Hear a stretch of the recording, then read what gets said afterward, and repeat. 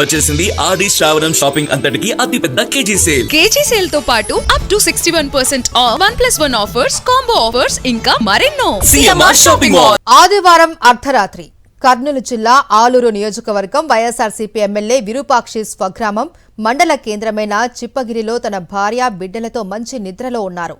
దాదాపు 40 మందికి పైగా పోలీసులు ఆ ఇంటిని చుట్టుముట్టారు.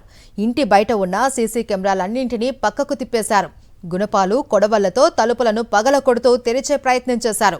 ఒక్కసారిగా పోలీసులందరూ ఇంట్లోకి దౌర్జన్యంగా చొరబడ్డారు. ఎమ్మెల్యే విరూపాక్షిని చుట్టుముట్టి చిప్పగిరి పోలీస్ స్టేషన్కు బలవంతంగా తరలించారు. రెడ్ బుక్ పాలనలో ఆలూరు ఎమ్మెల్యే ఇంట్లో పోలీసులు జరిపిన దమనకాండ ఇదే. ఏపీలో రెడ్ బుక్ పాలన బొస్సలు కొడుతోంది. చిప్పగిరి మండలం సంగాల గ్రామానికి చెందిన గిరి అనే వ్యక్తి శనివారం రాత్రి ఎమ్మెల్యేకు ఫోన్ చేసి తనపై నేమకలు గ్రామానికి చెందిన టీడీపీ మూకలు దాడులు చేస్తున్నాయని తనను కాపాడాల్సిందిగా వేడుకున్నాడు. వెంటనే ఎమ్మెల్యే సీఐకి ఫోన్ చేశారు. అయితే పోలీసులు అక్కడికి వెళ్లడానికి తాత్సారం చేస్తున్న విషయాన్ని గ్రహించి వెంటనే తన కార్యకర్త కోసం తన సోదరుడు శ్రీరాములు కొందరు కార్యకర్తలను తీసుకుని రాత్రికి రాత్రే నేమకల్లు గ్రామానికి వెళ్లారు. అటు టీడీపీ ఇటు వైఎస్ఆర్సీపీకి చెందిన ఇరుపక్షాలకు నచ్చజెప్పి ఇంటికి తిరుగుముఖం పట్టారు. అయితే ముందస్తు పథకంలో భాగంగా గ్రామంలోని ఓ సామాజిక వర్గానికి చెందిన కొందరు గూండాలు ఎమ్మెల్యేను చుట్టుముట్టి మా గ్రామానికి ఎందుకు వచ్చావంటూ ఉద్దేశపూర్వకంగా రెచ్చగొట్టే విధంగా మాట్లాడుతూ దౌర్జన్యంగా దాడికి దిగారు. వారి దాడిలో ఎమ్మెల్యే సోదరుడు శ్రీరాములకు చెయ్యి విరిగింది. వెంటనే తన సోదరుణ్ణి వెంట తీసుకుని చిప్పగిరి పోలీస్ స్టేషన్ కు వెళ్లారు. ఫిర్యాదు ఇస్తే పోలీసులు నిరాకరించారు. దాంతో పోలీసులు టీడీపీ వర్గీయులకు వత్తాసు పలుకుతున్నారంటూ ఎమ్మెల్యే ఆగ్రహం వ్యక్తం చేస్తూ స్టేషన్ ఎదుట కొద్దిసేపు బైఠాయించారు. అర్ధరాత్రి తన ఇంటికి తిరిగి వెళ్లారు. ముందే రచించుకున్న పథకం మేరకు ఇక పోలీసులు రెడ్ బుక్ ను అమలు పరిచారు.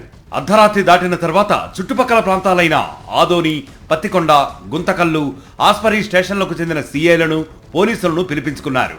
పక్కా పథకం మేరకు 2 గంటల 45 నిమిషాల సమయంలో నక్సల్స్ ను పోలీసులు చుట్టుముట్టినట్లు సీఐలు, భారీ ఎత్తున పోలీసులు ఎమ్మెల్యే విరూపాక్షి ఇంటిని చుట్టుముట్టారు.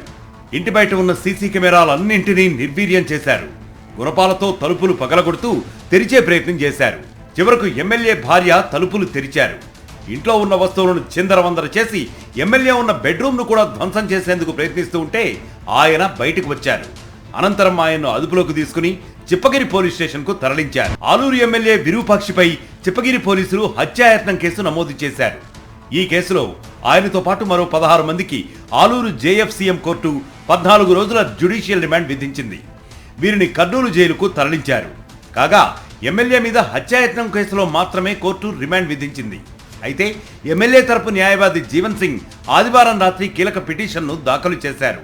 అట్రాసిటీ కేసులో కూడా రిమాండ్ అంశంపై విచారణ చేపట్టాలని కోర్టును కోరారు. ఈ పిటిషన్ పై సోమవారం కోర్టు విచారణ జరపనుంది. ఇదే సమయంలో ఘటనకు సంబంధించి కీలక ఆధారాలను భద్రపరచాలని కోరుతూ మరో పిటిషన్ కూడా దాఖలైంది.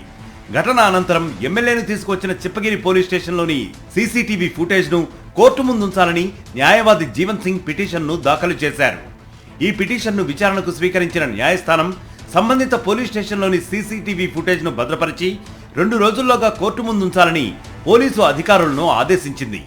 కేసు విచారణలో ఆ ఫుటేజీ కీలక ఆధారంగా మారే అవకాశం ఉందని న్యాయవర్గాలు అభిప్రాయపడుతున్నాయి. మరిన్ని అప్డేట్స్ కోసం ఛానల్ ను సబ్స్క్రైబ్ చేయండి. నోటిఫికేషన్స్ కోసం బెల్ ఐకాన్ పై క్లిక్ చేయండి.